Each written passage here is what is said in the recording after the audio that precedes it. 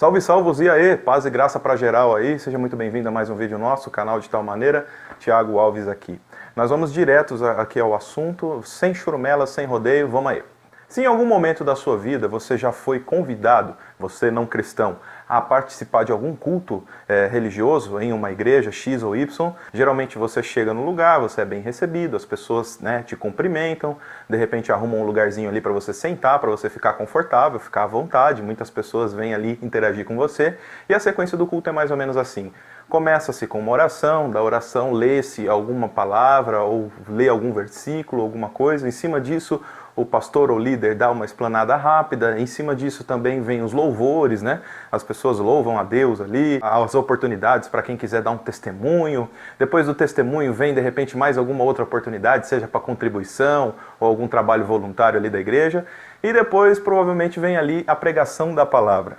E essa pregação da palavra, via de regra cristocêntrica, o que é uma pregação cristocêntrica? É quando Cristo está no centro daquilo que é propagado, daquela mensagem que é passada para as pessoas que estão ali dentro da igreja. E após a pregação da palavra, é aberta a oportunidade de quem quiser, que seja de repente um visitante, que ainda não se decidiu pelo cristianismo, não se decidiu ainda por Cristo, melhor dizendo, é aberta a oportunidade para quem quiser, como nós chamamos, aceitar a Jesus como Salvador. E eu já vi muitas pessoas com dúvida a respeito disso. Afinal, o que é aceitar Jesus? No vídeo de hoje, de uma forma rápida, rasteira e simples, vamos direto ao assunto. Abre a Bíblia comigo lá em Romanos, no capítulo 10. Nós vamos ler a partir do versículo 8, que diz o seguinte: Porém que se diz, a palavra está perto de ti, na tua boca e no teu coração, isto é, a palavra de fé que pregamos. Se com a tua boca confessares Jesus como Senhor, e em teu coração creres que Deus o ressuscitou dentre os mortos, serás salvo.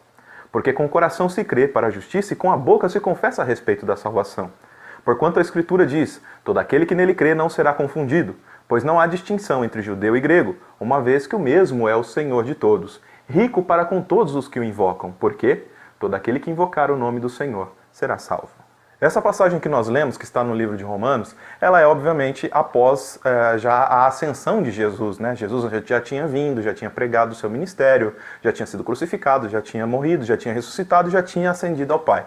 E aqui nós vemos uma pregação de um cara que ficou na terra, junto aos seus demais companheiros de batalha, para propagar a mensagem de Cristo. E a mensagem aqui do capítulo 10, especificamente, ele está falando com os judeus que ainda guardavam a lei de Moisés e não reconheciam ainda Jesus como sendo filho de Deus. Uma boa parte da galera ainda ali daquela região ainda não conhecia Jesus como filho de Deus. E quando ele foi crucificado, muitos dos religiosos da época, os escribas, fariseus, autoridades eclesiásticas ali da parte do judaísmo, eles pregavam que Jesus era uma seita, que Jesus era maluco, que Jesus estava falando algo, blasfemando contra Deus, enfim.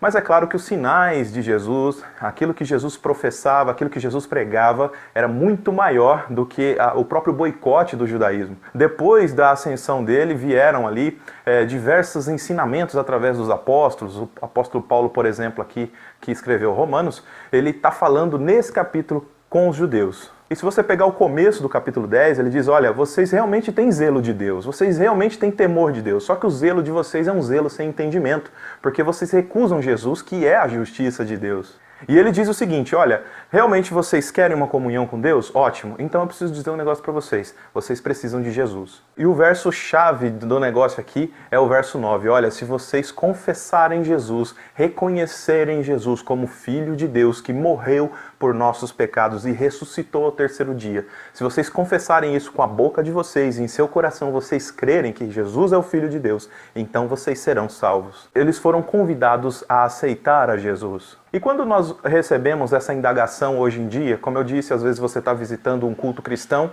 e você recebe essa oferta de aceitar a Jesus, o que é que realmente está sendo ofertado para você? Eu já vi muitas pessoas dizerem, olha, eu não quero aceitar Jesus porque eu não estou afim de me comprometer com a religião, ou eu não estou afim de fazer parte desse grupo religioso, ou eu não estou muito afim de ir para essa igreja. Só que aceitar Jesus está muito acima de uma religião. Quando a palavra de Deus nos confronta a aceitar a Jesus, ou aceitar o mover de Deus, aceitar a salvação em Cristo, ela está dizendo o seguinte: você precisa de um Salvador para chegar até Deus. Todo esse sacrifício que foi feito por você através da cruz, que Jesus derramou o seu sangue pelos seus pecados, foi a expiação do próprio Deus para que você pudesse reatar a sua aproximação com Ele. Você aceita isso conscientemente. Nesse trecho aqui diz que a nossa fé tem que ser o quê? Uma fé consciente, uma fé usando mais a cabeça do que o coração. Que você tem que entender que realmente você tinha a necessidade, nós temos a necessidade de ter alguém por nós para nos levar até o Senhor Deus. E o convite de aceitar a Jesus é isso. Você aceita realmente que houve esse sacrifício, você aceita o fato de que você é uma pessoa pecadora e que independente das suas obras, se você não tiver Jesus, você não é salvo. Você aceita essa ideia de que você precisa crer no Filho de Deus para poder chegar até o próprio Deus. Você aceita a ideia que na sua natureza você não tem capacidade alguma de se aproximar de Deus? Então, muito mais do que participar do clube do bolinha cristão, muito mais do que ter uma carteirinha de cristão, muito mais do que ser aceito num meio social diferente, aceitar a Jesus é saber que sem o Filho de Deus nós não temos comunhão alguma com o Senhor Deus e que a salvação das nossas almas depende de Jesus. E por que é que a nossa fé tem que ser uma fé racional, consciente? Porque nós temos que entender o tamanho do sacrifício que o Senhor Deus fez através da pessoa de Jesus. Nós temos que crer, e crer com o entendimento de que Jesus é de fato Filho de Deus. E o texto é muito claro, não há distinção, tanto faz judeu ou grego. O que ele quer dizer? Qualquer pessoa do mundo. Aqui é um contexto, obviamente, falando com os judeus e com os gregos da época. Mas hoje, nós gentios, gentio é aquele que não é judeu, né? Todos nós gentios temos essa mesma sentença, sejamos de qualquer etnia, qualquer raça, qualquer cultura, nós precisamos ter o entendimento, nós precisamos ter a racionalidade, a sabedoria de que Jesus é o Filho do Deus Altíssimo. Ele veio como homem, entregou-se sobre a cruz e ao terceiro dia, após sua morte, foi ressuscitado pelo Senhor Deus. E Ele está à destra do Pai. E a única maneira de nos chegarmos a Deus é aceitando o seu sacrifício. Como eu disse, aceitar a Jesus é muito mais do que levantar a mão e receber uma oração. É muito mais do que frequentar um culto religioso. É muito mais do que professar uma fé de IBGE, né? O que você é? Você é cristão? Beleza. Católico? Não. Evangélico? É muito mais do que estar no IBGE. É ter a consciência dentro da sua cabeça e também dentro do seu coração que você precisa de Cristo. No próprio capítulo 10, você vê nesse trecho aqui, um pouquinho mais à frente, de que nós só conseguimos chegar até Jesus através da fé. É impossível agradar a Deus sem fé. Então, como é que vem essa fé? Essa fé vem pelo ouvir, e ouvir o quê? Ouvir a palavra de Cristo. Através da pregação, obviamente, mas também através da própria Bíblia Sagrada. Então, meu querido, da próxima vez que você ouvir essa expressão, você quer aceitar Jesus como seu Salvador, aceite de forma consciente. Pense. Peraí, eu sozinho consigo chegar no céu? Não. Se eu morrer sem Jesus, eu vou pra onde? Qual que é o contrário de céu? Qual que é o contrário de vida?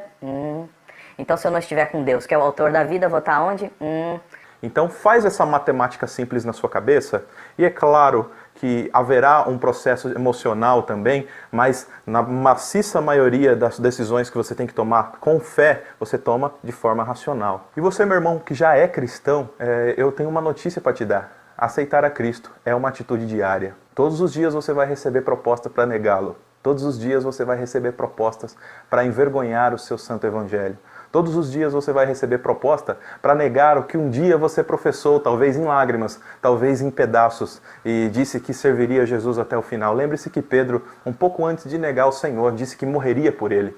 E não é porque Pedro era uma pessoa falível, era uma pessoa ruim, era uma pessoa dúbia, mentirosa. Não, ele era um ser humano como eu e você. E nós também estamos passíveis de erros. Então, todos os dias nós temos que aceitar a Cristo como nosso Salvador, ou como diria essa passagem aqui, nós temos que esmurrar a nossa carne todo dia e subjugá-la, para que nós não caiamos na nossa própria pregação. Vamos aceitar a Cristo todos os dias. E você que ainda não se decidiu por Jesus, pensa nisso, cara. Eu não vou apelar para o seu emocional, não. Eu quero te falar bem a verdade. Sem Jesus não há salvação.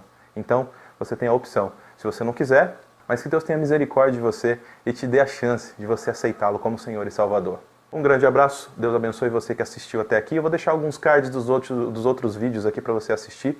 Eu peço que se você gostar, você compartilhe, comente, curta e se inscreve no canal se estiver afim. Valeu? É nóis!